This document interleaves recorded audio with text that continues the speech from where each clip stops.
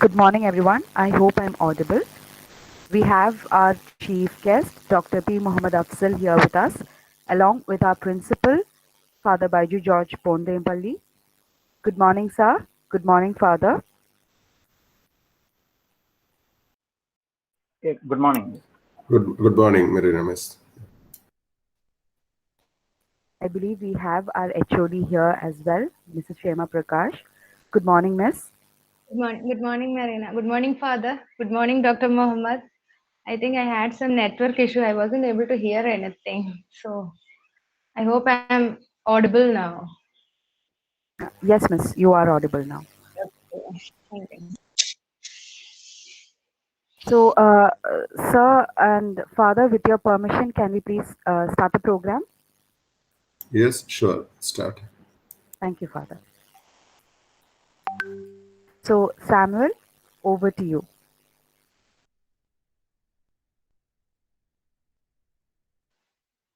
Hello everyone.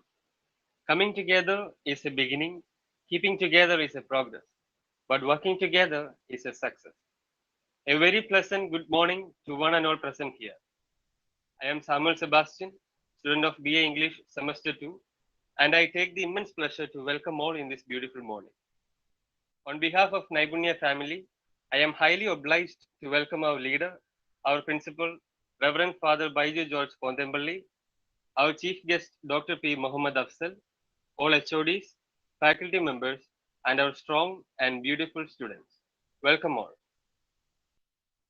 We all know that we are gathered here for acquiring knowledge. Today's topic is Key Debate in Contemporary Cultural Studies. This talk aims to provide an introduction to the interdisciplinary field of cultural studies through an overview of some of the key concepts and methods in cultural studies. The talk aims to familiarize the student with the recent trend in the field. It is a good practice to start every occasion with the blessings of Almighty. Prayer is not asking, prayer is putting oneself in the arms of God. So I welcome Josna Michael from BA English S2 for prayer song. Like a sunflower that follows every movement of the sun. So I turn towards you to follow you, my Lord. In simplicity, charity, I follow. In simplicity, charity, I follow. Like a sunflower that follows every movement of the sun. So I turn towards you to follow you, my Lord. In simplicity, honesty, I follow. In simplicity, honesty, I follow. Like a sunflower that follows every movement of the sun. So I turn towards you to follow you, my Lord. Thank you, Josna. Next, I welcome Mr. Alex Keogh, Assistant Professor, PG Department of English, for the welcome speech. Respected Principal Father Baiju George Pondempalli, our Chief Guest Dr. P. Muhammad Afzal, dear Shema ma'am, colleagues, students, and friends. As our student mentioned, culture studies is one of the most innovative and inventive interdisciplinary branch of studies, which explores all aspects related to our material life in an unconventional method. Because there is history in culture studies, political science, sociology, economics, anthropology, all these types of subjects are incorporated into culture studies to deliver a unique way of understanding about our life on this planet. Especially with regard to the origin of culture studies in the Great Britain, this area of study began to retell the history from the perspectives of marginalized and forgotten men in the country. The pioneers of this method of an alternative historical narratives were the eminent academicians like Raymond Williams, Richard Hoggart, Stuart Hall, etc., who hail from the humble working class background. By getting inspiration from this new trend in the West, in the 1980s, under the leadership of the historian Ranjit Guha, a group of young scholars and academicians started a new way of looking at the history of India from the below, termed as subaltern studies, which revolutionized the art of historiography in the country. Dr. P. Muhammad Afzal is here with us today to give more insights into these factors as well. Therefore, without taking much of our time, let me get into my duty, and that is to conduct the welcome speech. First of all, our principal, Father Baiju George Pondempilli, it is his vision and enthusiasm as the head of this institution which motivates us to organize and engage in these type of academic endeavors. In the name of the Postgraduate Department of English, I welcome you, Father, to this event. Thank Now, you, Alex. now our chief guest, Dr. P. Muhammad Afzal. When I approached him for this e-colloquium, he agreed to conduct the session even without a second thought. Dr. Afzal teaches in the Department of Cultural Studies at Birla Institute of Science and Technology, Pilani, Rajasthan. He completed his post-graduation in English from the University of Hyderabad and PhD from the English and Foreign Languages University in Hyderabad itself. Dr. Afzal is one of the most promising and leading young academicians who has written extensively on several topics related to cultural studies in various prestigious national and international journals and magazines. And he has also delivered talks across India on the same as well. On behalf of Naibunya family, I welcome you, Dr. P. Muhammad Afzal, to this e-colloquium. Next, our beloved HOD Shema ma'am, who guides our department as a strong team by leading from the front. I welcome you, ma'am, to this event. Finally, dear colleagues, students, and friends, I welcome you all to this e-colloquium 2.0. Thank you.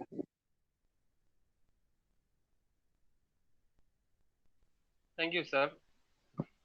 Next, I invite our principal, Reverend Father Baiju George Pondempalli, to felicitate the gathering. Good morning, all.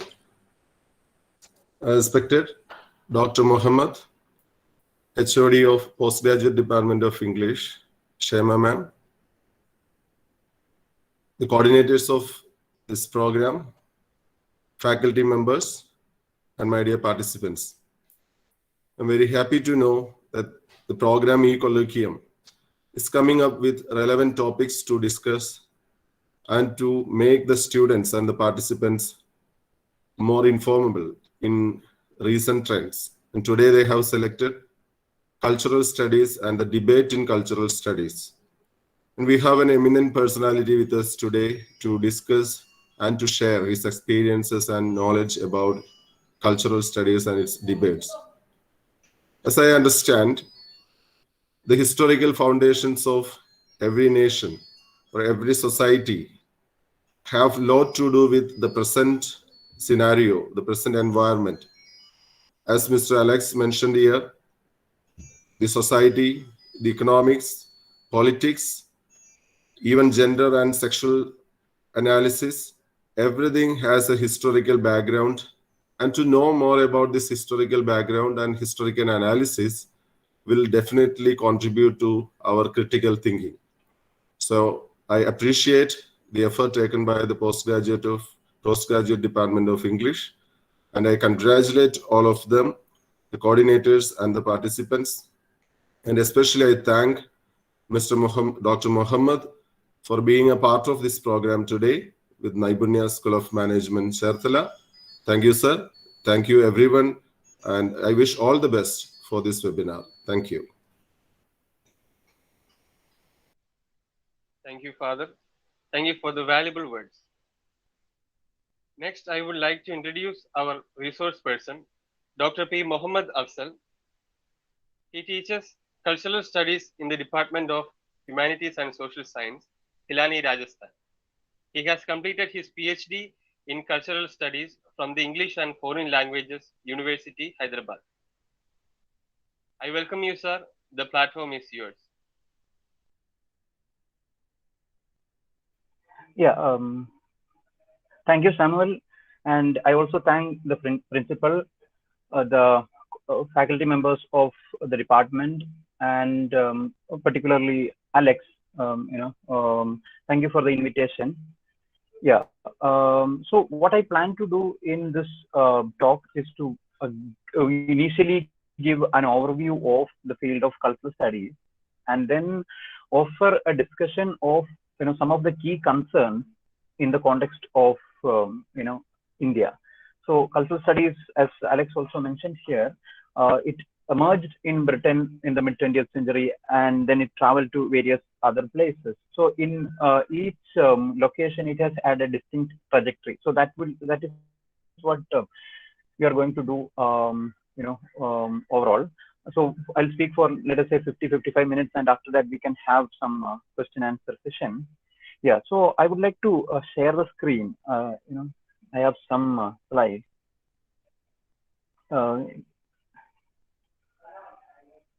Yes, thank you. Sir, excuse me, sir. Before you speak, I would like to inform the participants. Kindly pin sir's slide screen so that you can see the screen. You can see the slides in a clearer manner. Thank you.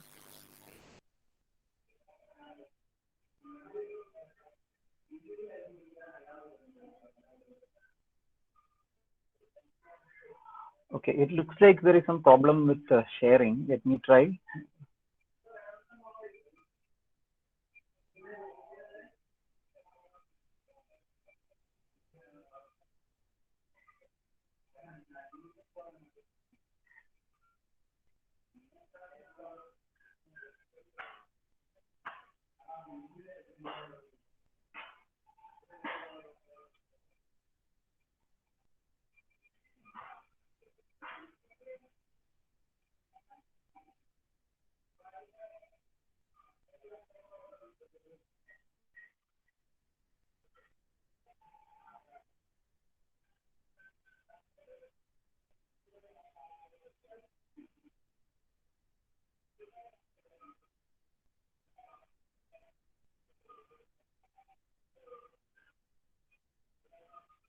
Oh yeah, is the screen visible?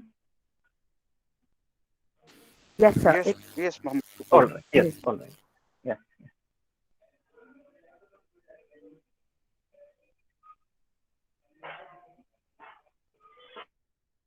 Yeah.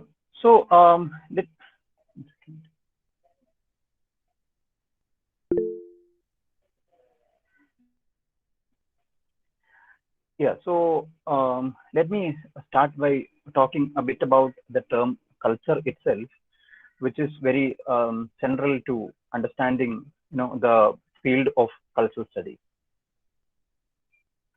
The Welsh Marxist thinker Raymond Williams calls culture one of the 2 or 3 most complicated words in the English language. He talks about culture in this manner because it has undergone a lot of changes and it has meant different things at different historical periods. And when we look at culture, we'll have to take into account these aspects, how the term, the changes that the term has undergone, and because that also tells us the various meanings that we associate with the term. So the term derives from cultura and colere, which has these meanings: to cultivate, to honor, and to protect, or the tending of something. So we know that we use this term in terms of, for instance, agriculture, or the culture as related to the cultivation of mind, right? So when we say somebody is cultured, we also have this mind, this idea in mind, right? That he or she has been properly tended to, but some of the other meanings, common meanings that we associate with culture are more static in nature, right? We think of this as a way of people, or in terms of tradition. This is something that we often associate the term with, and the problem with thinking of culture in terms of tradition is that we think of it as unchanging, but we need to keep in mind that culture is very dynamic. It is always changing, and this always changing is not only in a very it is not as a result of one second any one second. Yeah, see, since I will not be able to see the screen, if there is anything, please let me know. Okay. Yeah. So if there is anything that you want to communicate, please use your mic, because I'll not be able to see the screen. Yes, yeah. Muhammad. Now it's okay. Now it's visible. Yeah. Now the screen is visible, right? Yeah. Okay. Yeah. No, I was just checking if there is any message there. Yeah. So if there is any message pertaining to the topic, then I will let you know. Yeah. Okay. Thank you. Yes. Yeah. So yeah, we all, and then this also takes us to this question of how culture becomes a question of power relations, and because we often hear this complaint from various people that certain tendencies are not part of our culture, right? Because in contemporary times, a lot of claims are made on behalf of our culture. So here we need to keep in mind that the question of culture is very much tied to the question of meaning, and this is one reason why I started with this statement from Raymond Williams. The question of meaning and how the meanings change over a period of time, and who has a role in determining the meaning. That these things are very important. Yeah. So Williams talks about 2 or 3 meanings that emerge by the 20th century. So he says, so culture means, in some sense, a general process of intellectual, spiritual, and aesthetic development. This is more in terms of the humanity as a whole. And then the other meaning that Williams talks about is a particular way of life, of a people, a period, or a group, or humanity in general again.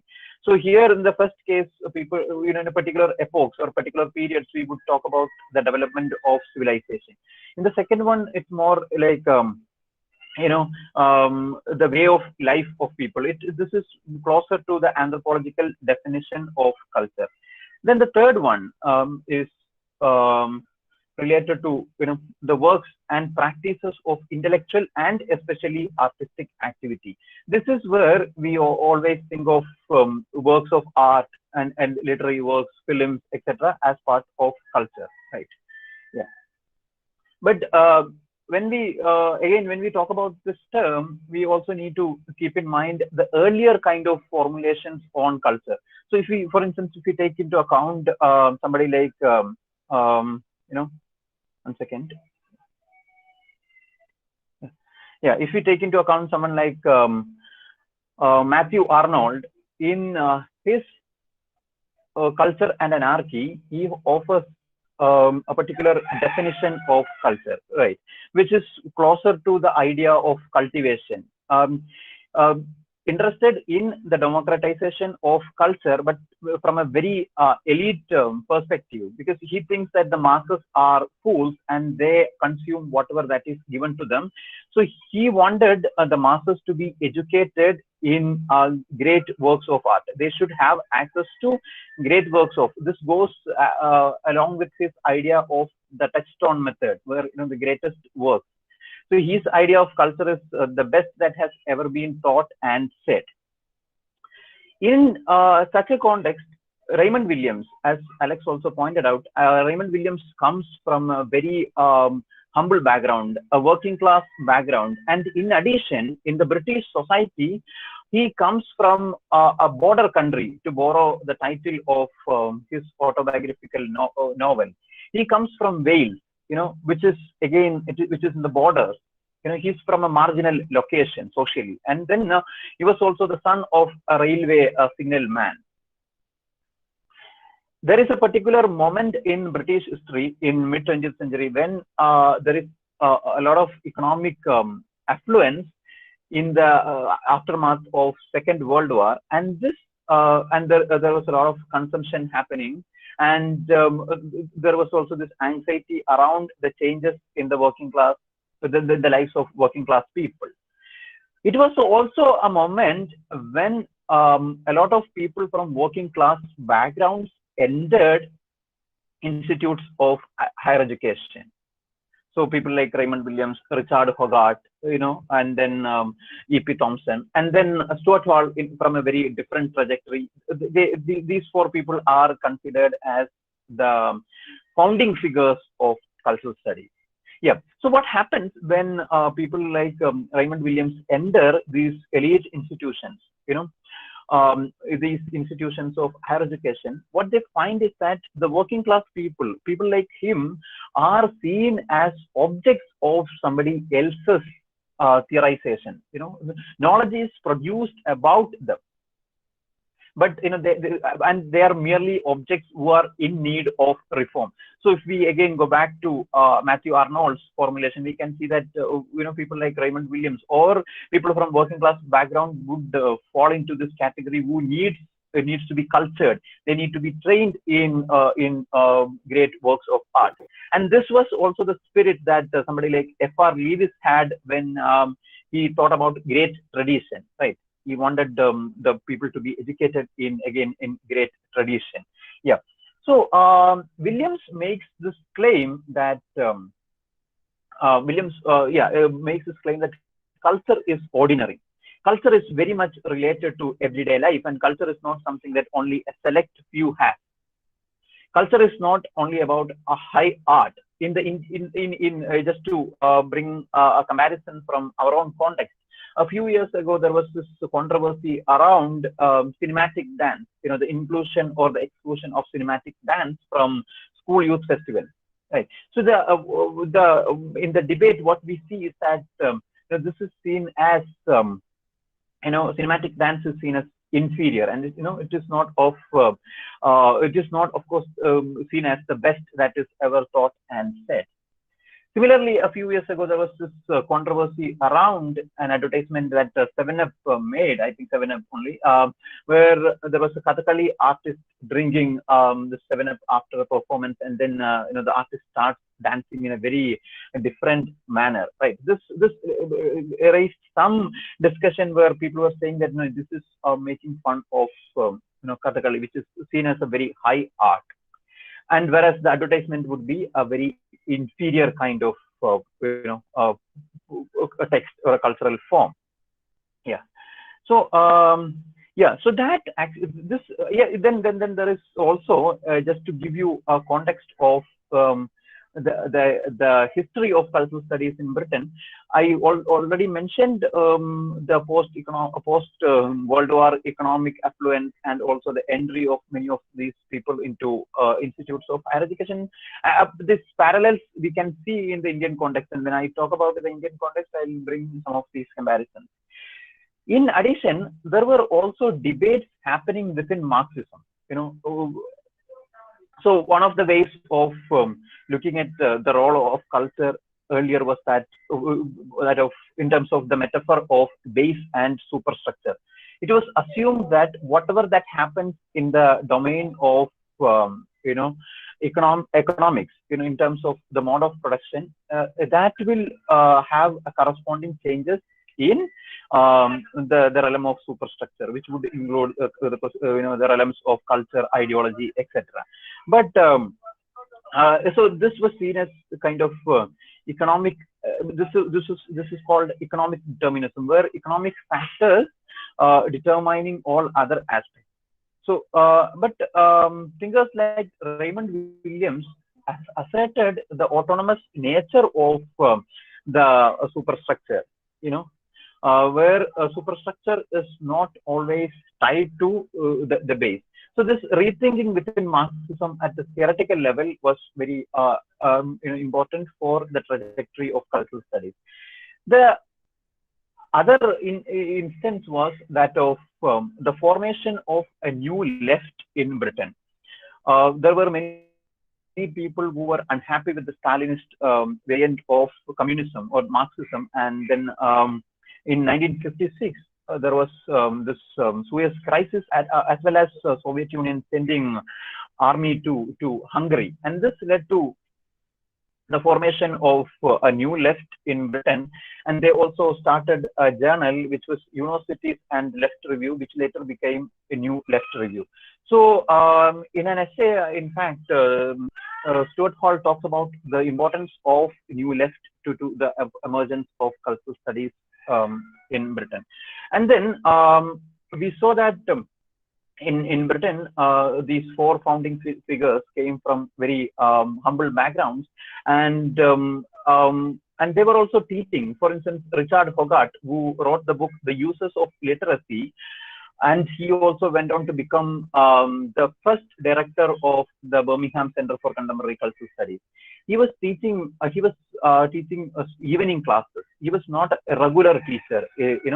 He was only in adult education, and this also offered him a lot of perspectives, because he was engaging with the working class people. And then E.P. Thompson wrote this book, The Making of the English Working Class, and so it was a kind of a history from below. And Stuart Hall, who came from Jamaica, which had a history of colonialism, so his relationship with Britain was very different. He belonged to a different race, and it did not always Britain did not always feel like a home.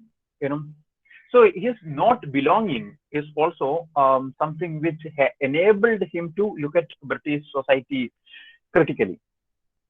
In Britain, again, by the 1970s, what happens is that the questions of gender and race emerge as very important questions, because as we have seen, the focus in the early period was on working class lives.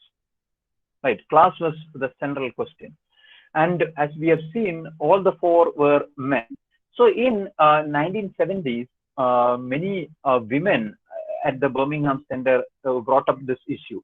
So Stuart Hall in an essay says how feminism ended, or how feminism broke into the academy or to the center, and he uses metaphor of like a thief. And then he very interestingly says what happened when women started raising these issues. What happened to very reformed men like him? So we see that even in our context, when women start asserting, when the question of feminism emerges, many of the established figures are unhappy with it. They do not know how to engage with it. Similarly, in Britain, in Birmingham Center also, the women took up this issue, and then so gender was, the question of gender was a late entrant into British cultural studies.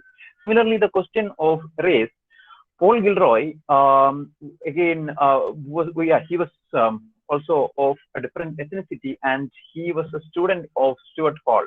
So he talked about the question of racism in British society. So these two questions emerged as important questions in the 1970s, and we know that by 1990s, the question of identity was everywhere, right, in humanities particularly. And then with the rise of Margaret Thatcher and Reagan, cultural studies also got internationalized. It traveled to various other locations, and there are institutional histories of cultural studies in other locations. We will not go into that. Yeah. So with this brief account of cultural studies in Britain, and here I want to add one more point. Sometimes we think of the origins of cultural studies with the establishment of the Birmingham Center, but I would like to think of this more in terms of an emergence of cultural studies. And Raymond Williams was particularly interested in this question of emergence. It's not like cultural studies had a single point of origin. It had a history. It was interested in analyzing various phenomena which were still in the stage of emergence. They were not yet visible.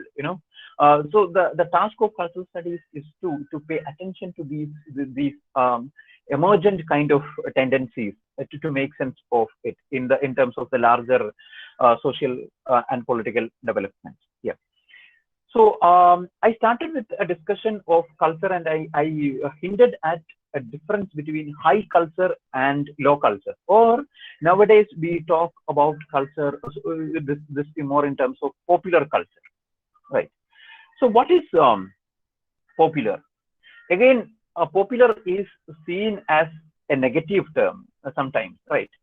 Of course, we hear people say that people say about other people that he or she is trying to be popular among the people, the masses, or he or she is as if he or she is in a popularity contest. So popularity is seen as something bad. We know this when we take into account the Malayalam equivalent, for instance, of the term popular. So what would be the Malayalam equivalent of popular? Any idea?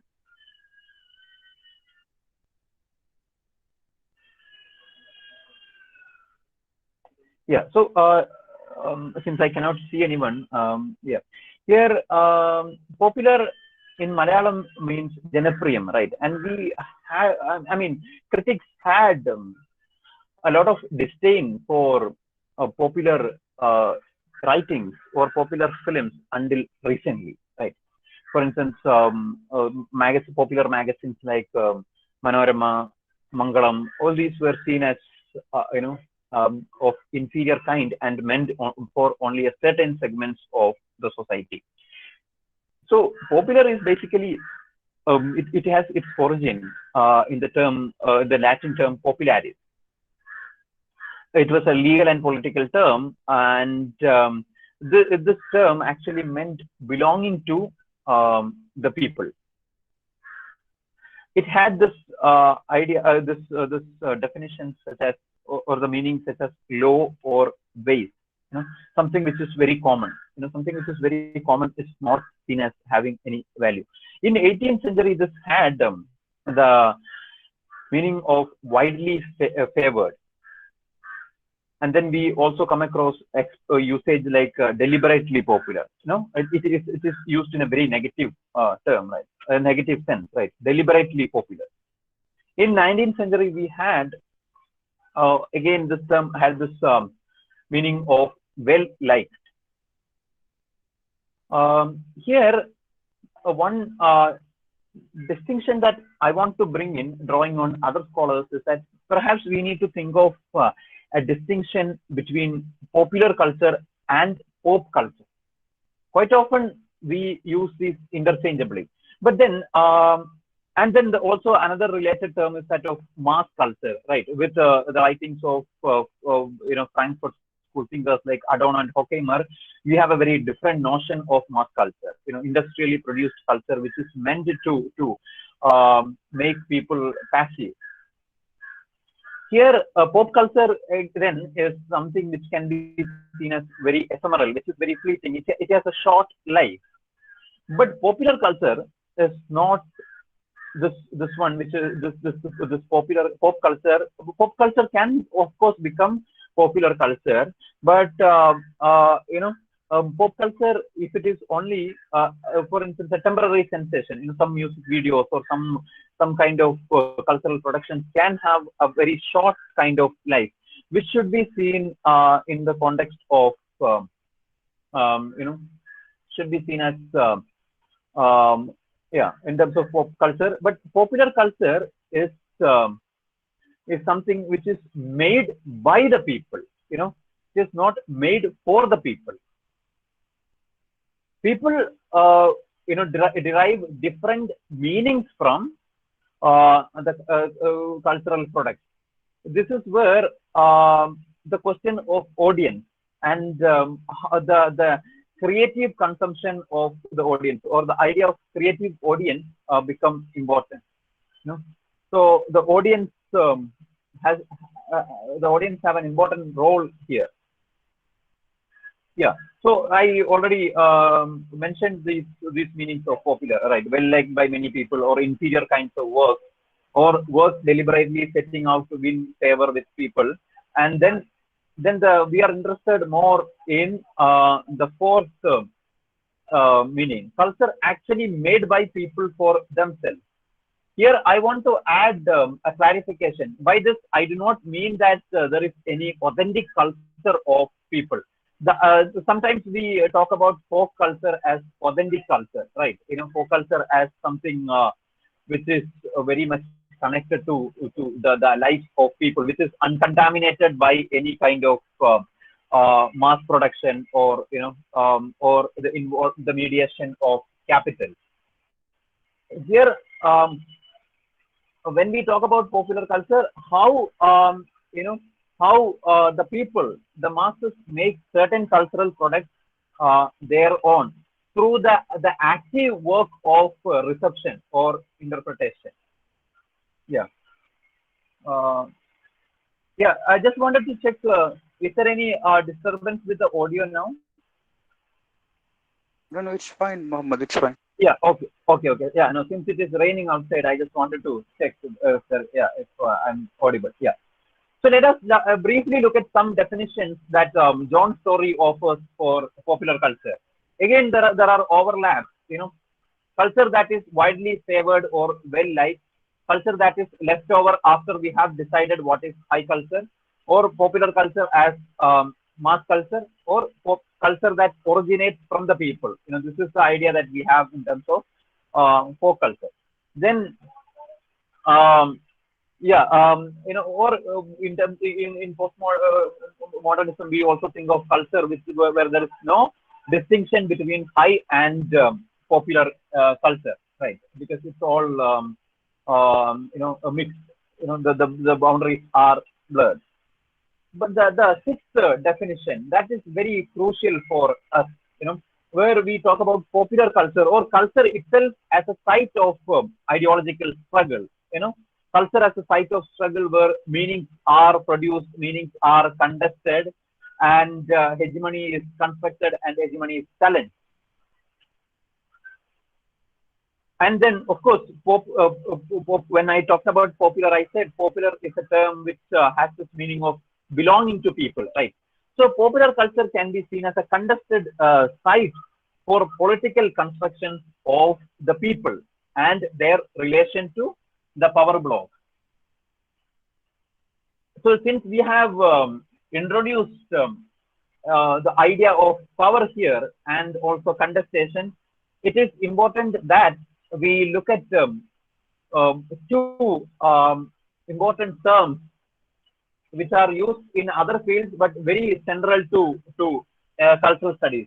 One is that of ideology, and the other term is that of hegemony. We will look at these terms primarily through Antonio Gramsci and Stuart Hall, and then we'll also briefly mention Marx and Althusser. Yeah. So ideology, again, ideology is a term that we use in our everyday conversation, and we say that this person has this particular ideological leaning. So we mostly think of this in terms of political ideology, right? In terms of like Marxism, socialism, feminism, or communism, capitalism, etc. Ideology, then again, in early Marxist thinking, we see ideology as false consciousness. In the German ideology, Marx and Engels say that the ideas of the ruling class will always be the ruling ideas. Here we can see some kind of influence of this base and superstructure model of thinking, where the idea is that the people who control the means of production will also control the idea. And then the working class people, they continue to be exploited because they do not recognize their real class interest. So the idea was that they are under some false consciousness where they are not able to realize their actual interest. Althusser offers a more sophisticated kind of interpretation of ideology, and he was also influenced by Gramsci to some extent. So when he talks about power, Althusser makes a distinction between, ideological state apparatus and repressive state apparatus. I am sure many of you will be familiar with this, in which repressive state apparatus is what works primarily through force. For instance, military, police, etc. They work through the use of force. But they also require ideology, because only if they have the legitimacy, right? Police or military, all these institutions which work through force, they also need some kind of validation, legitimacy from the people, and that happens through ideology.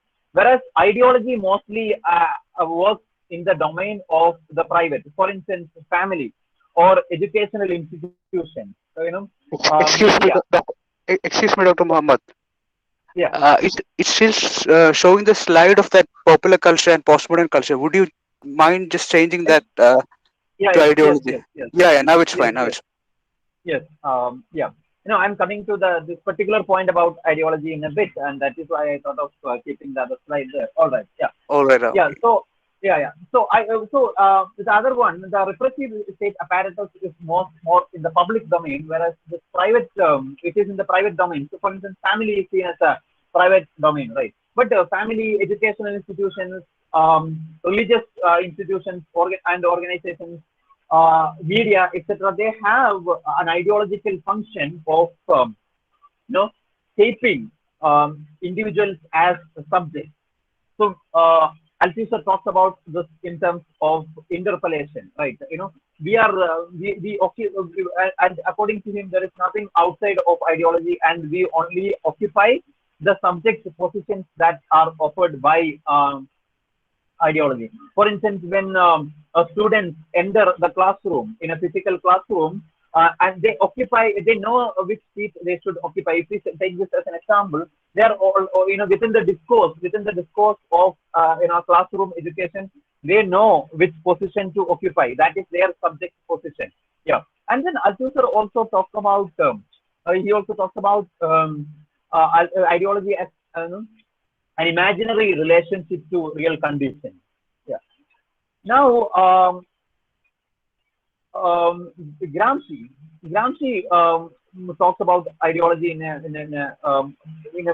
more accessible manner. Where, for instance, let us take this example of how ideology works. Let us say a woman is stepping out of the house after 7 or 8 in the night, and then somebody, let us assume that the mother or the father says, she should not step out. There is ideology at work there, right? Even the very act of stopping somebody from stepping out, the person might not be aware of the working of the ideology, because it is already internalized. It is already in the form of some kind of sedimented belief. It is taken for granted, or it is common sense. So that we might hear terms, my statements like, it is common sense that women should not step out after a particular hour, right? So Gramsci says the mental framework, or the languages, the concepts, categories, imagery of thought, and the systems of representation which different classes and social groups deploy in order to make sense of, define, figure out, and render intelligible the way society works. This is what ideology according to him. And ideology here has this meaning of a practical wisdom, right? It's about how do we conduct our practical life, what informs our practical choices.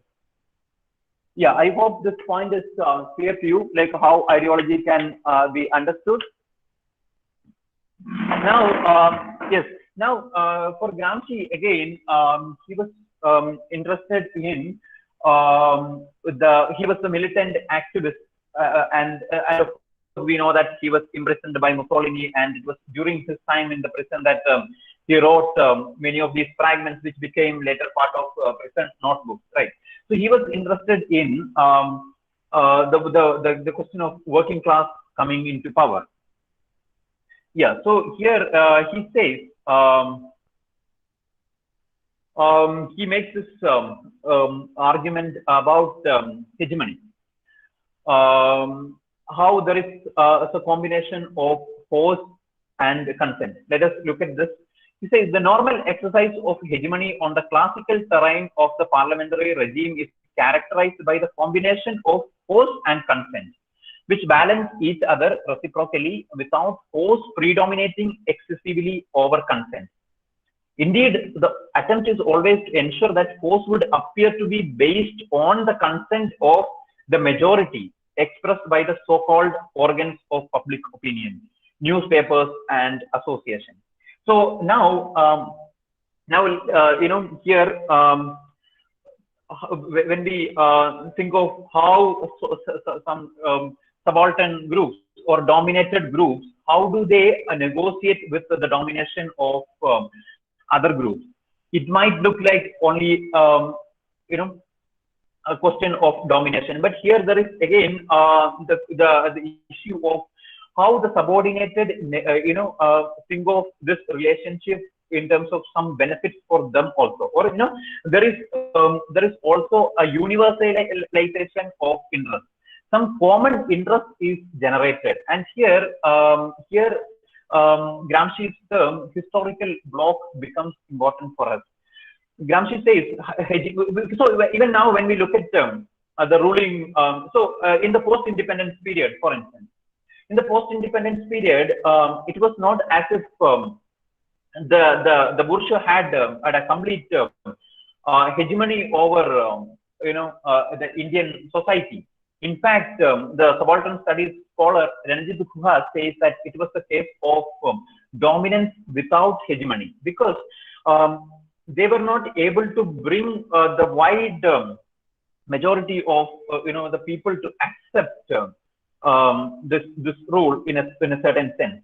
So here then hegemony was, or the attempt to create a hegemony was done through a coalition of various interests. So the earlier feudal classes, the newly emerged bourgeois, and also the bureaucracy. If we look at if we look at the ideological work that Hindi cinema undertook in the mid 20th century, we can see this, how there is a ruling coalition. Madhav Prasad, looking at the relationship between film and the state form, he actually says how feudal family romance was the dominant kind of narrative in the mid 20th century, where the resolution is made at the realm of the feudal family. Yes, so we see a ruling coalition at that point of time, and then now when we look at various political formations and political leaders, it's not sometimes we make this mistake that only a certain kind of people voted for them. In Britain, Stuart Hall wrote a book about the rise of Margaret Thatcher. The hard he was actually interested in how Thatcher's transition accepted. So an alliance, a social alliance is formed, and here Gramsci says a hegemonic social structure consisting of more than one socio-economic category, which is formed through a series of alliances in which one group takes a position of leadership. And since this is temporary, this has to be constantly renegotiated. A group might feel that they are not part of this hegemonic formation, and then they have to be again given some kind of promises and things like that. Yeah. So for Gramsci, again, popular culture, becomes an important site where popular meanings are produced and new meanings are brought in. Here, I want to briefly mention why we are interested in, for instance, in popular culture. Why we are interested in advertisements, or sometimes we hear people say that it's after all a masala film. Why do you want to examine that? What is the point of, or what is the point of looking at some advertisements or music videos? That should take us to this statement from quotation from Stuart Hall. Stuart Hall says, popular culture is one of the sides where the struggle for and against the culture of the powerful is engaged. It is also the stake to be won or lost in that struggle. It is the arena of consent and resistance. It is partly where hegemony arises and where it is secured. He continues, it is not a sphere where socialism, a socialist culture already fully formed, might be simply expressed, but it is one of the places where socialism might be constituted. That is why popular culture matters. Now, we have this tendency to think of literary work or film as a reflection of the existing reality, right? We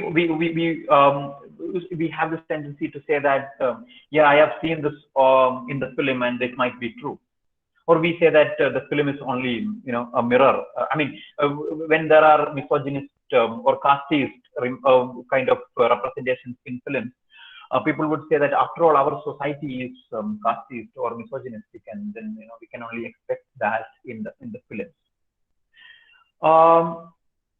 Here we need to keep in mind is that these films or these cultural products participate in the construction of reality or a reality effect. These films or these cultural productions do not refer to an already existing reality. It is constituted. Now, you see some of these recent films in Malayalam, right? Including Sara, would be discussed in terms of whether it's a depiction of a reality, or is it contributing to a new kind of discussion? Is it shaping, in some sense, a new reality? Or when we talk about representation of caste in films, what is the work that, for instance, films like Paranjit, Kabali, or Kala, or Madras, what is the work that they undertake? How do they contest certain existing meanings? Those things become important. So popular culture, yeah, and also we often say that our notions of, I mean, we derive a lot of knowledge from popular culture. The film Kabir Singh, for instance, was widely criticized for its perceived misogyny, right? Because people pointed out that this film gives this impression that this is how you should treat women.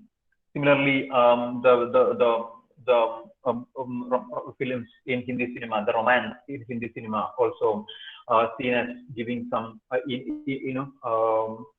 if there are some lessons which others merely imitate or merely follow.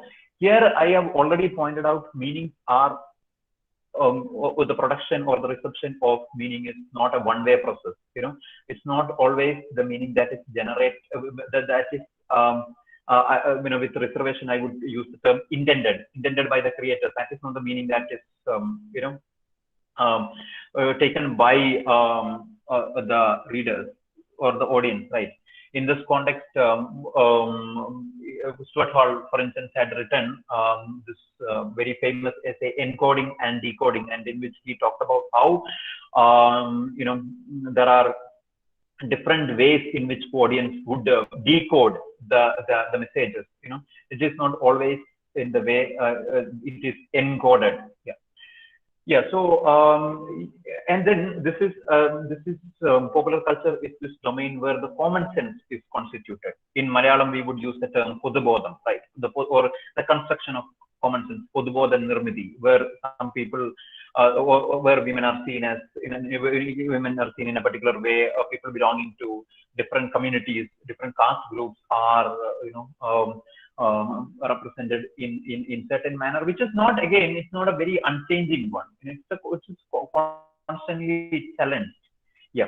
So here, this term common sense, which Gramsci uses in the sense of the philosophy of the non-philosophers. According to him, everybody is a philosopher, but not everyone has the function of a philosopher, right? So it is common sense or ideology. Yes. Here, let us look at this quotation from him. He says, every philosophical current leaves behind it a sediment of common sense. This is the document of its historical effectiveness. Common sense is not rigid and immobile, but is continually transforming itself, enriching itself with scientific ideas and with philosophical opinions which have entered ordinary life. Common sense creates the folklore of the future, that is, as a relatively rigid phase of popular knowledge at a given place and time. So, an ideology or a philosophical current becomes a sediment and which enters the everyday life of people. Yes. So now I've talked about ideology hegemony as two important terms in cultural studies, and now I want to briefly talk about the method. Some questions related to method. So here again, there is a very important term from Antonio Gramsci, which is conjecture, and this method which people like Stuart Hall and Lawrence Grossberg would talk about. It is conjunctural analysis. Let us pay close attention to this quotation from Stuart Hall. He says, a conjuncture is a period in which the contradictions and problems and antagonisms, which are always present in different domains in a society, begin to come together. He was writing this particularly in the context of 2008 financial crisis. Now, we are going through a pandemic, and many people have interpreted the pandemic in various ways. Some people would say that this will lead to more xenophobia, the rise of right-wing populism. But some other people said that this might offer some radical possibilities, because this shows the crisis of neoliberal capitalism, for instance. And yeah. So here, when we actually look at this, if we think that this is, the pandemic is a conjuncture where different contradictions come together. See, pandemic is not only, in this way of looking at it, it's not only a question of the virus, right? It is the collapse of various institutions also, and then also in the initial period, we also saw the neoliberalism's inability to respond to this crisis. Yes. So, or when we look at, for instance, another scholar, Lawrence Grossberg, offers an analysis of the coming to power of Donald Trump.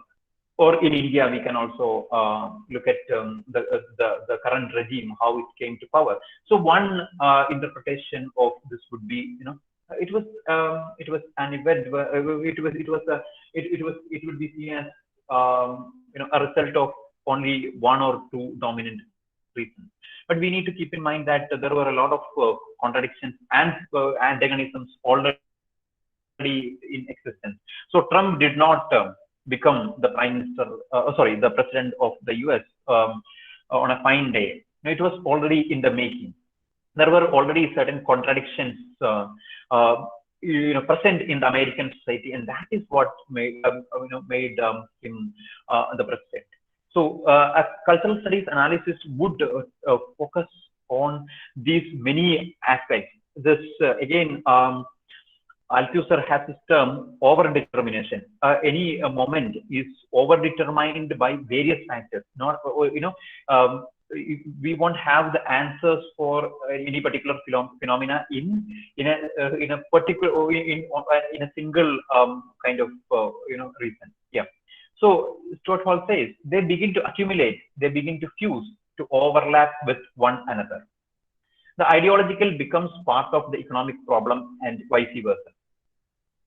Gramsci says that they fuse into a ruptural unity, and that is the beginning of conjecture.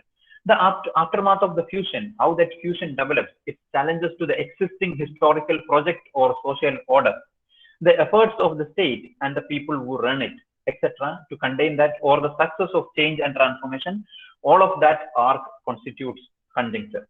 So again, in India, we can see that what was the in 2014 when the current regime came to power, it was there were a lot of tensions, contradictions existing in the society, and they came into a ruptural unity.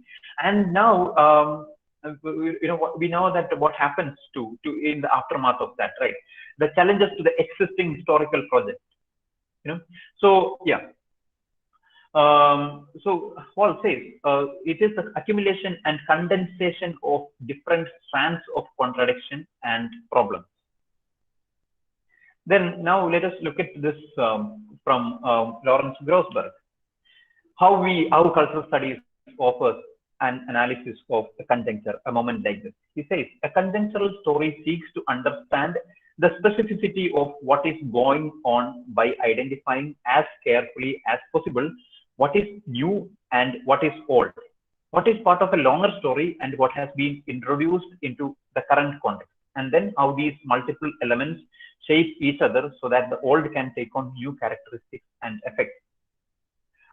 Here, again, in India also, many commentators were talking about whether what we have now is fascism, right? There were a lot of debates, even among political parties and also social commentators.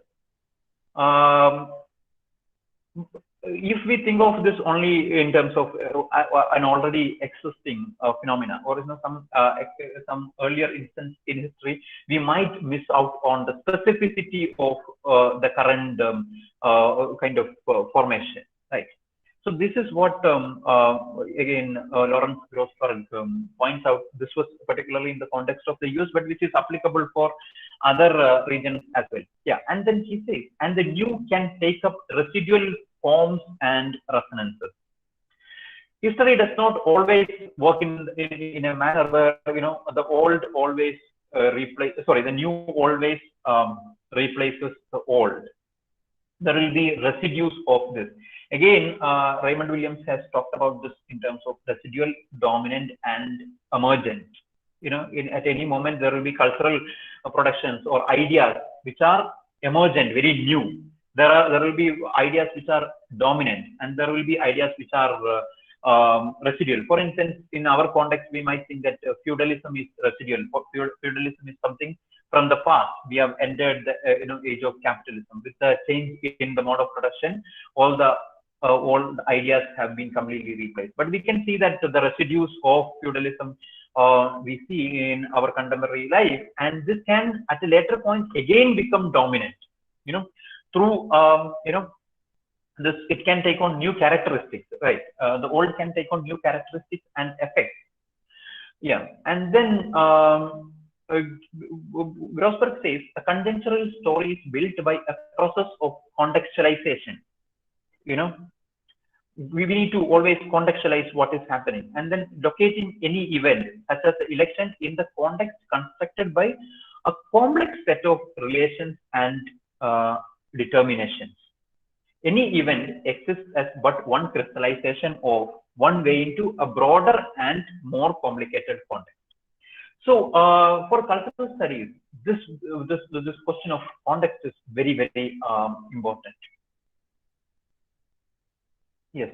Now, I think I have taken more time than I intended to for the broad discussion of cultural studies and its concepts and some of the methods. And I, of course, left out some other aspects. For instance, I wanted to mention that cultural studies again should be seen primarily as a political project. It's not merely an academic project. It's an intellectual political project, and that is how many of the early practitioners got into cultural studies. Yes. In India, again, cultural studies is becoming part of the academia only very recently, right? Only recently we have courses in cultural studies. Even now, there are very few places where cultural studies as a separate discipline is taught, or there are separate cultural studies departments. Cultural studies has entered other disciplines, and then also a lot of research is happening in the field, and there are optional papers at both UG and PG level in our own state also. But here I am drawing on Tejaswini Niranjana's work to make sense of cultural studies in the Indian context. She says cultural studies is a new name for curricular initiatives drawing on much older critical engagement with the culture question.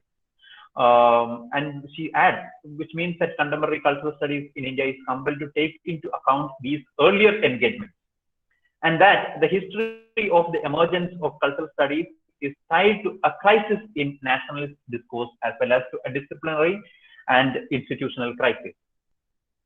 So after the emergency, which was declared in 1975, there was a lot of discussion among political activists and also thinkers, of the limitations of electoral democracy in the Indian context. Suddenly, because in the immediate aftermath of independence, the Nehruvian consensus was there, and so it was very dominant. And at that time, people were all interested in nation building, right? But by the 70s, there was this awakening happening in terms of the other issues. So at that time, a point of time, there is a crisis in nationalist discourse, and also this led to a connected crisis in various disciplines. Yeah. So she says, by nationalism, I mean anti-colonial nationalism of the sort that acquired hegemony in India in the 20th century and underwrote the institution building efforts in higher education. So the setting up of universities, research centers, specialized science and technology institutes, management in schools, and regulatory and funding bodies for the disciplines. So both at the political level and institutional level, there is a crisis. So we often talk about the crisis in humanities or the crisis in English studies in the 1950s, right? So this was the moment. Some of the disciplines, for instance, in the 1990s, economics, history, English literary studies, political science, sociology, etc. These disciplines underwent a lot of criticism. Because there was a lack of fit between what they had to account for and the inherited conceptual frameworks of the discipline. We are very familiar with the discussions in English studies, right? How the British literary studies is not of much relevance to the Indian classroom, and then also the role of English in Indian public life was again brought under scrutiny. Similarly, economics, so the ideological foundations of these disciplines were brought into question. History, of course, in the 1980s, subaltern studies emerged as a very important moment, in Indian academia. These are important questions. And then related to what Niranjana says, the critique of nationalism, which were offered from various corners, right? Because there were peasant and tribal movements, especially in the wake of the Naxalbari uprising. Women's movement emerged again in the 1970s, and here, for instance, there was this book by Sri Shakti Sangadana called "We Were Making History." This was oral narratives of women who had participated in the Telangana armed uprising in 1946. So the history of Telangana struggle was primarily talked about from the perspective of the male revolutionaries. So women, raised this issue about their participation. And then there were many other issues that the women's movement in India took up. And here we need to keep in mind another thing. When I talked about the cultural studies in the British context, I said that the question of gender was a late entrant. But in India, the question of gender was very constitutive. From the beginning itself, the women's question was central to cultural studies or cultural criticism, which would be the precursor of cultural studies in the Indian context.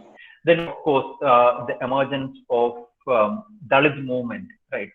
By the 1990s, we see after the collapse of the Nehruvian consensus, a lot of the rise of Dalit movement, and also Dalit studies as a separate or a distinct academic field of inquiry. This Dalit studies was necessitated by a disillusionment with mainstream framework, and then also the mainstream left parties, and then also the various killings that were happening in particularly in South India in the name of caste. Then feminist scholarship offered a critique of nation, how women were seen in relation to the question of nation. There was also the rise of the lower caste in not just the Dalits but the lower caste or the OBCs, right, in Indian politics, and also various regional parties. Parties which have their strong base in one or two states, they became very important in the national politics. At that time, the very idea of nation or the national party was also challenged by these formations. Then subaltern studies, of course, through their 12 volumes, they offered a rethinking of history, how the history of Indian nationalism was written. The critique was that it was written only from the perspective of the elite, or the leaders. The masses were not taken into account. So subaltern studies was interested at one level in the inclusion of the wide majority of people who may have acted on their own.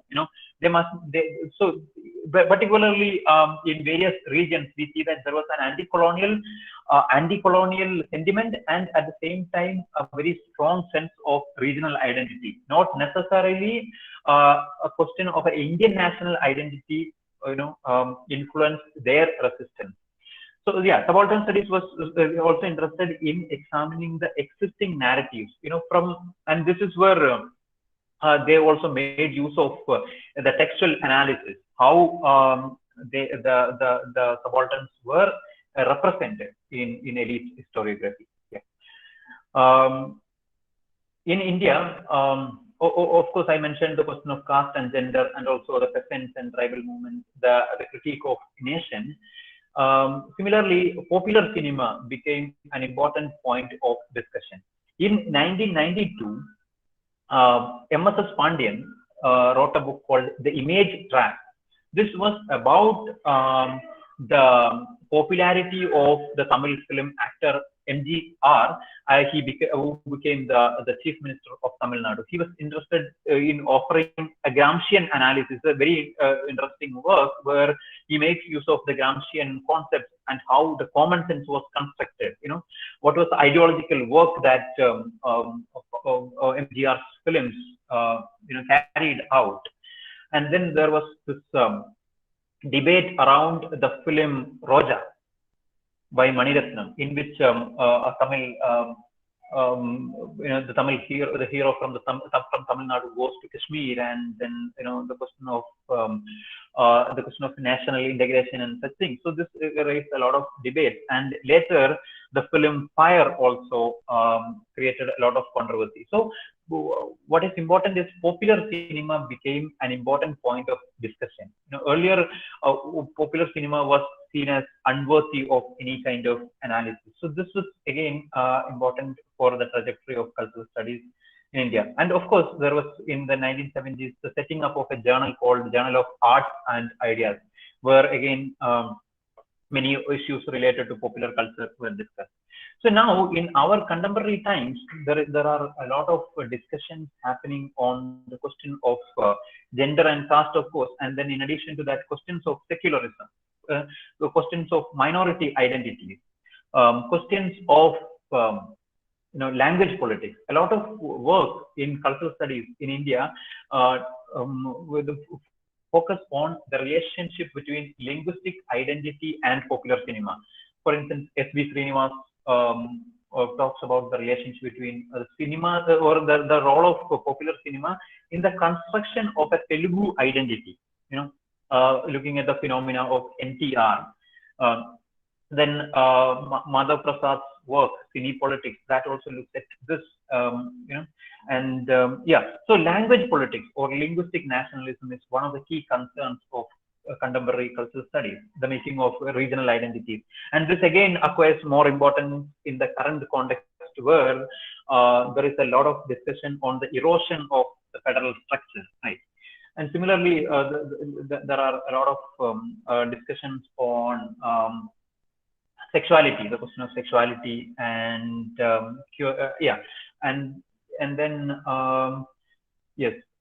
Now, in terms of material, right? In terms of what are the kind of texts that we look at? Earlier, I mentioned films, and then films and advertisements, etc. Now, and then people also look at popular magazines.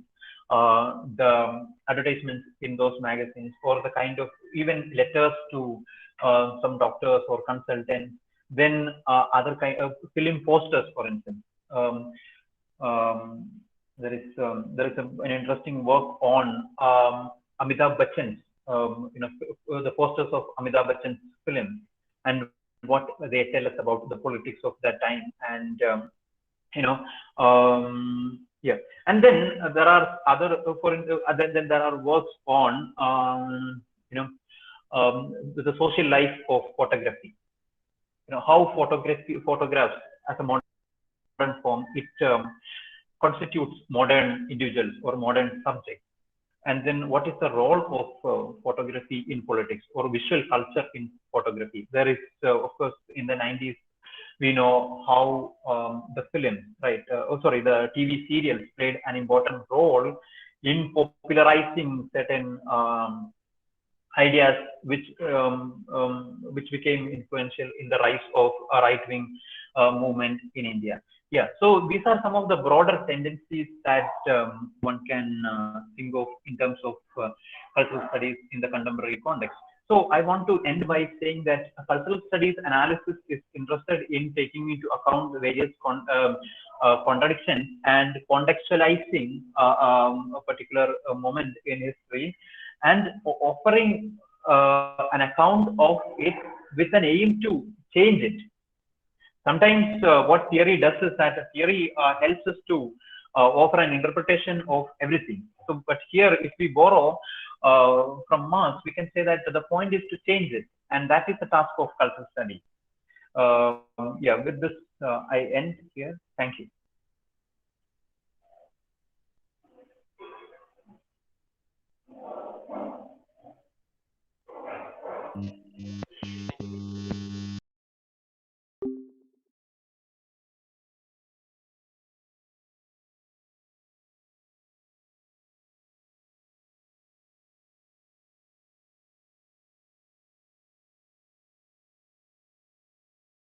Or if you want to raise any ideas that cropped up right now in your mind to discuss it openly as well, you may turn on your mic and start speaking as well.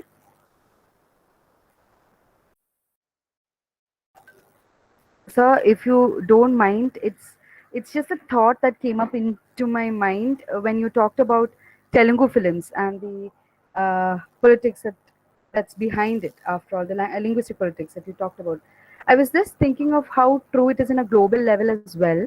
When there was a sudden rise or a spike in Korean movies or Korean songs or whatever related to Korean.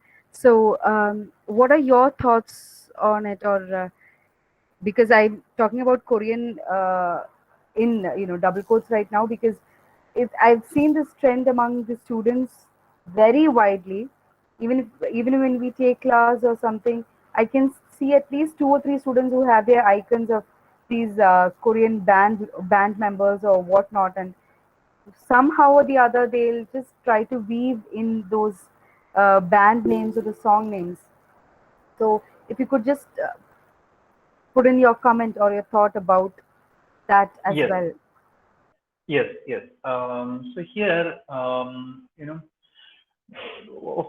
for the past couple of decades, perhaps there has been, uh, there has been a rise of what can be called, an Eastern popular culture, right, or an East Asian popular culture.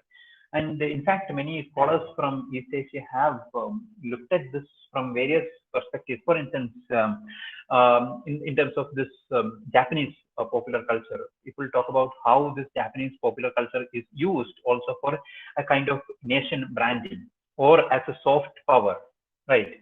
And then in fact, when it comes to the question of Korean Wave, some of the anxieties, there also seems to be a lot of cultural anxiety around the Korean popular culture, particularly in India's northeastern region, right?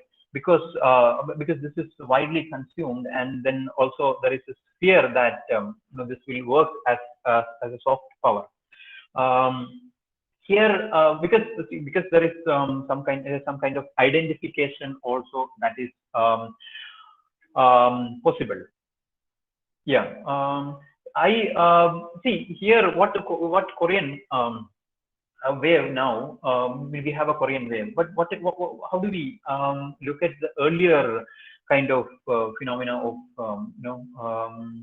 the dominance or the hegemony of Hollywood, right? The Hollywood's dominance is in some sense, challenged by popular culture from other regions. So again, this production or this popularity we can see this largely in terms of this contestations around the question of power. Yeah. Yeah, thank you, sir. I think in one way or the other, our students would also realize that there is something behind it for the sudden thrust of this Korean, what do you say, trend or vibe or whatever is going on right now. So, sir, there's a question posted by a participant called Sri S, and they would like to know, how do you interpret photography in a post-truth era? Yeah, it's a very complicated question in the Yeah, sense even I was that thinking the same. It's pretty complicated. yeah, I think it was Salman Rushdie who said that something about photography, right? Photography is a moral decision. No, photography is we often assume photography with some kind of truth or some kind of evidence, right? Yeah, so here what I can say about photography in relation to the existing work is that I'll give a brief context for that, and then see, for instance, some scholars, for instance, Sujit Parail has worked on family photographs, for instance. What is the ideological work that family photograph does? How is somebody photographed? Does that the choice of the frame or the way in which the various people are there in the frame, does that have any ideological implications? Or at a moment when a nuclear family becomes the dominant way of imagining a family, do we see some kind of or photography playing an important role in shaping this reality? I'm not saying that already there was this dominance of the idea of a nuclear family, and then it gets merely reflected in photography. No, photographs sometimes, see, I will give you another example. We all remember the Bajaj scooter, right? And we see many photographs of it in which there is a father, there is a mother, and then there is a boy and there is a girl. This was seen as an ideal family. So these photographs actually play an important role in shaping certain reality about the idea of family. And if we follow Roland Barthes, we know that for people in a frame does not literally mean a family. It is only the connotation that is there, right? So the photographs can work in those ways. Here, the question, I think the question seems to be coming from uh, um, some kind of concern about the manipulation, right? We have this concern about how photographs can be manipulated, how photographs can be used in order to spread some kind of misinformation, or for fake information, etc. I think that has to be looked at, differently, right? We have to. We can use, of course, look at these photographs as containing various meanings, and sometimes these photographs can offer us as a new offer us certain narratives which are contradictory to the post-truth narratives which are there in a society.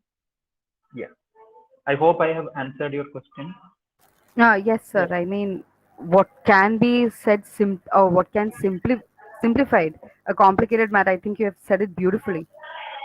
Then there is another question by another participant called Neffy Nelson. Uh, they would also like to know what is digital cultural heritage. Okay. I am not. I mean, the question is not very clear to me. Can who has asked this question? Yeah. Okay, is Neffy Yeah, Neffy online? Nelson. Yeah. Yeah, is Neffy Nelson online? Hello, sir. Yeah, yeah. Sir, I was just Googling and I was trying the term. What was that mean?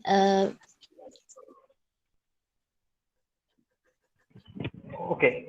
So maybe what we can do is that I think I got your question. What we can take first look at is like cultural heritage, right? Here, cultural heritage is the key term, and digital comes now as it's a new way of approaching the question of cultural heritage. How do we preserve, for instance, cultural heritage through digital medium or digital media, right? So cultural heritage has its own. Again, I'm connecting this with the question of politics. How do we preserve heritage? It may have some kind of value in terms of soft power, for instance, in terms of the identity of a particular nation or a particular region. Similarly, digital media is used in order for this purpose, in order to preserve certain kind of artifacts of heritage, or certain, and also this can be represented, right, in digital culture. Yeah. So I think that is how we can look at this. Thank you, sir. Thank you, Neffy, for the question. Now, I guess Samuel Sebastian has a question for us. Samuel, if you could please.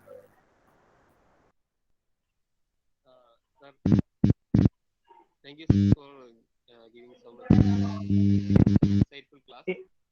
Yes, you are not. Yes, Samuel, you're not audible. Could you please connect your headphones again?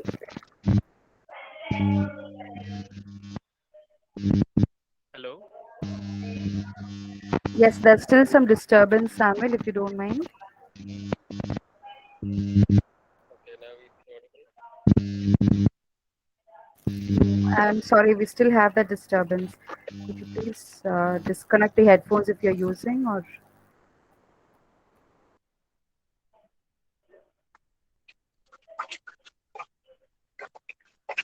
Hello. Yes, Samuel, I think you're audible now. Okay, sir. As we see now, the pandemic has changed the culture in ways that can never be thought of. So now people have started becoming more digital, and the school and colleges have been shut, and shut for even 90% of the year. So how do you think that the situation affect the cultural studies trajectory? Okay. No, I mean, the pandemic in itself should not affect cultural studies. What I would say is that this pandemic is also again we can see it as I already pointed out, it can be seen as a kind of conjuncture, right? So the task of cultural studies is basically to offer an interpretation or offer an analysis of what is our contemporary. Our contemporary is constituted of various kind of contradictions and various kind of tendencies, right? Yeah. So cultural studies should be. I also mentioned that, right, when in relation to Raymond Williams, the question of emergence is very of much of interest to cultural studies. Cultural studies is interested in offering an interpretation of something which is not yet visible to all the people, which is not something that has become part of our common sense in a certain way. Yeah. So always this moment of emergence. So for instance, the pandemic might lead to a lot of realignments in the society. Cultural studies will be interested in offering an account of these kind of new kind of developments in relation to the other tendencies which are already in existence. We need to keep in mind that the pandemic came, but the pandemic, of course, pandemic was a ruptural moment, but the pandemic was only accelerating certain tendencies which were already there in our society, right?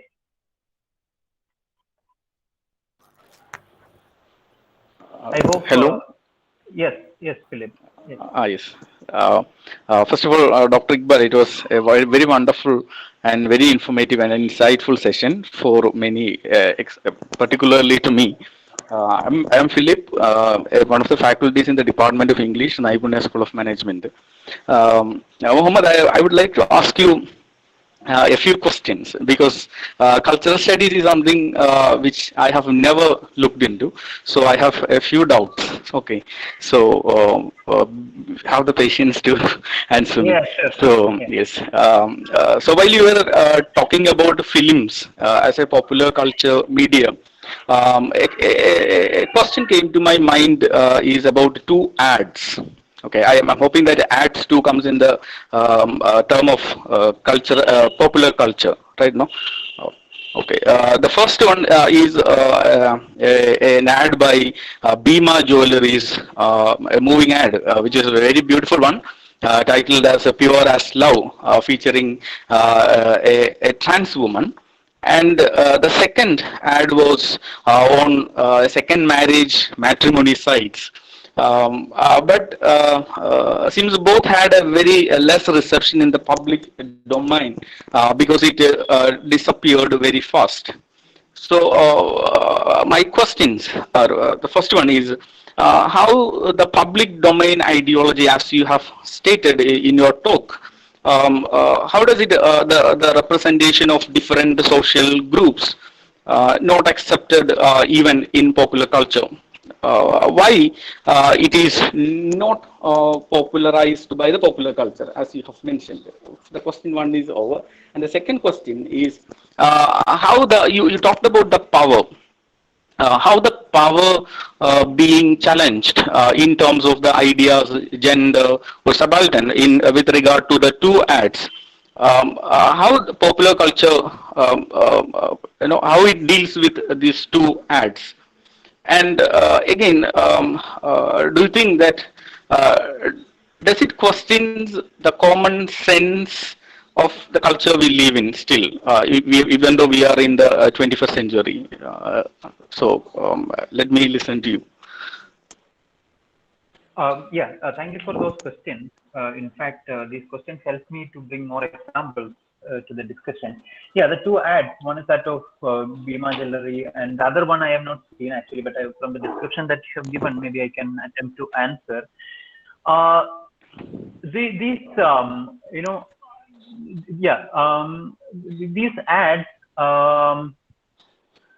they have some kind of maybe they can be seen as a part of something emergent. They are not, the meanings which are there in these two ads, they are not yet dominant, right? So but at a later point of time, maybe this will become more acceptable.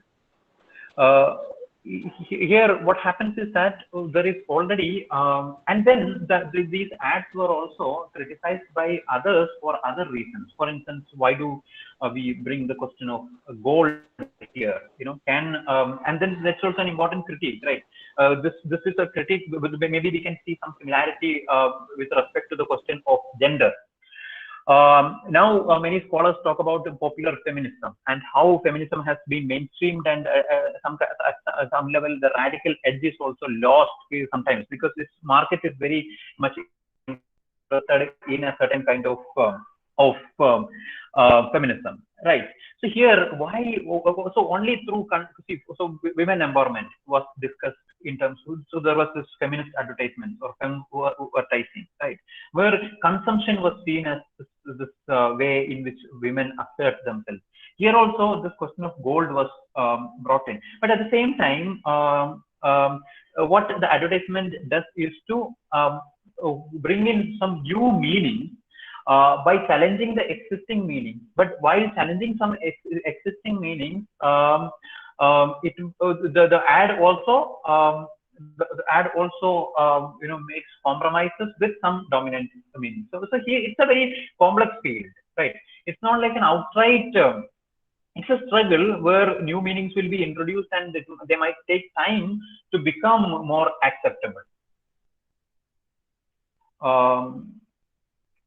So if we take this example of, for instance, this film, Saransh, it also people. I mean, of course, the commentators are divided in their opinion on this film again, but then it also introduces certain new questions to the debate. Similarly, the Great Indian Kitchen. So what I'm saying is that as was in popular culture, these are contesting certain kind of meanings which have become very natural. So we assume that it is natural for somebody to, for a woman to be a mother, somebody who is married, right?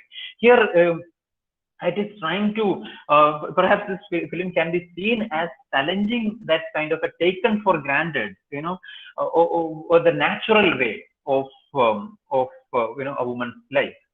So that is how, through kind of representation or through the presentation, through presence, the existing power relations are slowly contested. I hope I answered your question. Yes, Muhammad. Thank you so much. Thank you. Yes. Thank you, sir. Thank you, Philip, sir. Is there any other participants who would like to raise their doubts, or if you would like to have a discussion on this topic, please do so now. Muhammad, it's Alex here. I have a question Yes, Alex. related to popular culture. See, Yes. popular culture, we all know that it is being made by the people. But then why do we attribute, or why does it get this negative connotation? What are your thoughts on that? Yeah, when I talked about Williams, right, and then also Matthew Arnold, etc., I pointed out how culture was seen as something which is very exalted and the best that has ever been taught and spoken. Here, popular culture, what the masses consume. In Culture and Anarchy, for instance, if you look at it, we have a lot of statements from Matthew Arnold, which would in some sense very denigrate or patronize the masses. How they are like given all these kind of popular works, and then they don't know. They should be given great works. Yeah.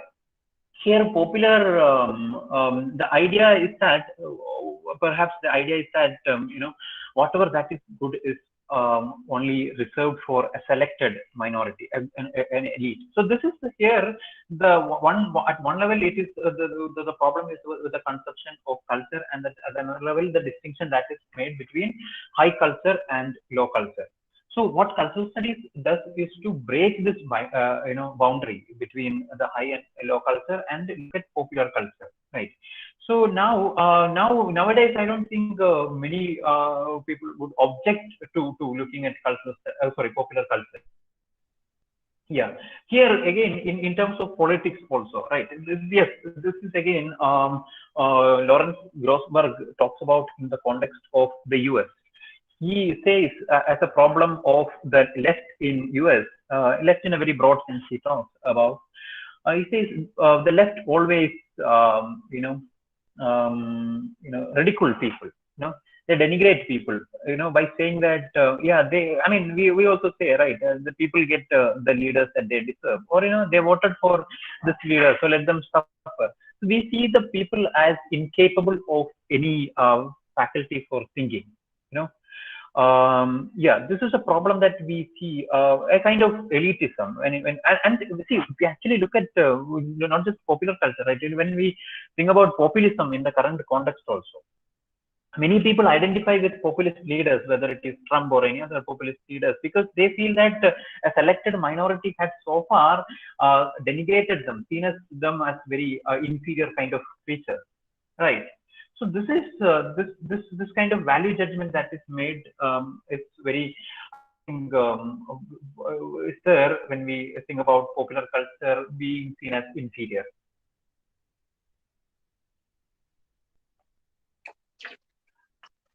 Did I answer your question? Yeah, Dr. Muhammad. Thank you. Yes, thank you, Alexa, for the question. Thank you, Dr. Afzal, for clarifying it as well. I think since it's about to be 12, we've taken a lot of your time.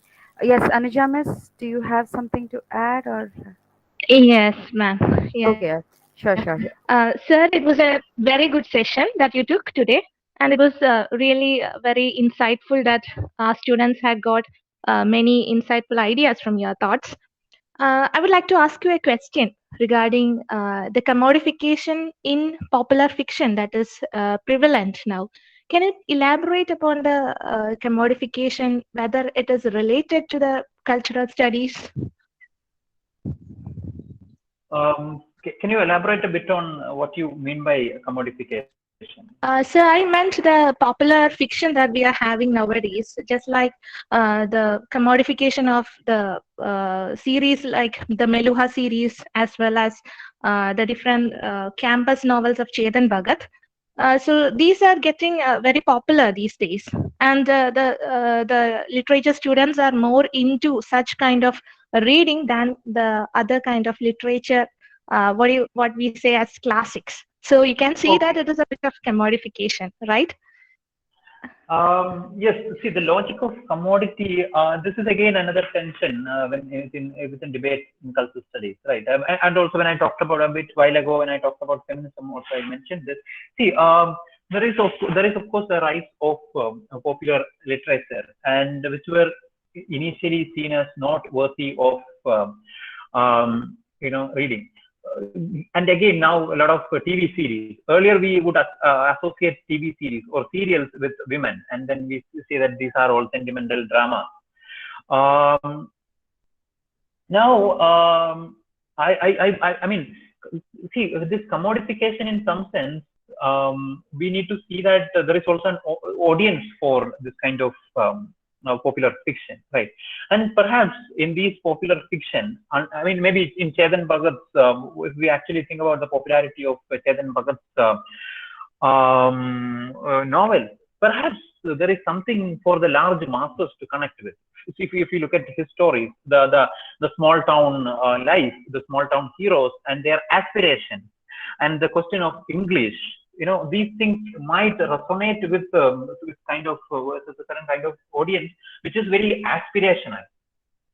So perhaps this popularity of these novels can be analyzed in terms of these factors, rather than thinking about it as a very an agenda of any particular publishing house. Publishing houses will, of course, through their advertisements and through their promotional measures, they might promote the work. But that is only one way of looking at it, I would say. To get a better sense of this popular literature, we need to keep in mind the audience, why they read it, and what is the meaning that they make out of it. We might think that the classics will have, I mean, this was again the sentiment that Matthew Arnold had, right? The masses are reading all kind of stuff. Yeah. So I hope your question was answered. Yes, sir. Yes, sir. Thank you. Yes, thank you, Anijamas, for the question. Thank you, sir. I think with this we can conclude, we can move on to the concluding function. Please note that the feedback link will be posted and you may access the link and then avail your certificates within the course of the week. Samuel Sebastian, over to you. Thank you. Thank you, sir, for clearing all doubts. As a token of our appreciation of you being with us, kindly accept the token of memento.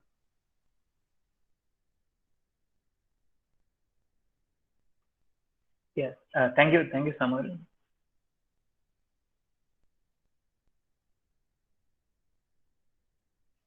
This is just a small thing we could do for you, and we are very honored to present it to you, sir.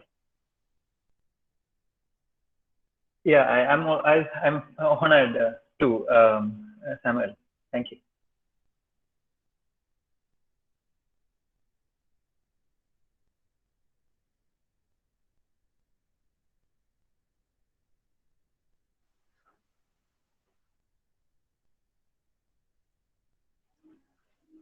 Now I welcome Anjali Shibu, BA English Semester 2 for vote of thanks. Good morning, everyone over here. Respected and our most distinguished chief guest of the day, Professor P. Muhammad Afzal, respected Principal Father Baiju George Pontepalli, our beloved HOD Shena ma'am, honorable professors and my dear friends. I deem it a great honor to propose the vote of thanks to all who have helped us in making this webinar such a resounding success. First of all, I would like to propose hearty gratitude to our chief guest, Dr. Muhammad Afzal, for gracing today's webinar. Thank you, sir, for your very interesting and thought-provoking address. And I would like to express our profound thanks to our principal, Father Baiju George Pontepalli, for his presence in this webinar. And I would like to thank our beloved HOD, Ms. Shema Prakash, for her moral support and guidance. And I would like to thank the coordinators and volunteers who have been running around doing a lot of things. Thank you so much. Finally, the wonderful students who have turned up in such a great numbers, not only from our department, but also from other departments of the college and other institutions as well. Thank you so much for your cooperation, guys. Once again, I thank all for your cordial cooperation. Thank you. Thank you, Anjali. Success is empty if you arrive at the finish time alone. The best reward is to get there surrounded by winners. Dear participants, thank you so much for being with us. As a sign of our gratitude, your participation certificate will be sent to you within a course of 1 week. For that, kindly fill in this Google form with appropriate details. So once again, I thank everyone for their valuable time, cooperation, and support. Thank you all. Thank you, Dr. Muhammad. Really honored to have you with us. It was an enlightening session for us all. And thank you, Father. Thank you, Father, for gracing this occasion and being with us for this long. And I would also like to place on record a heartfelt gratitude to delegates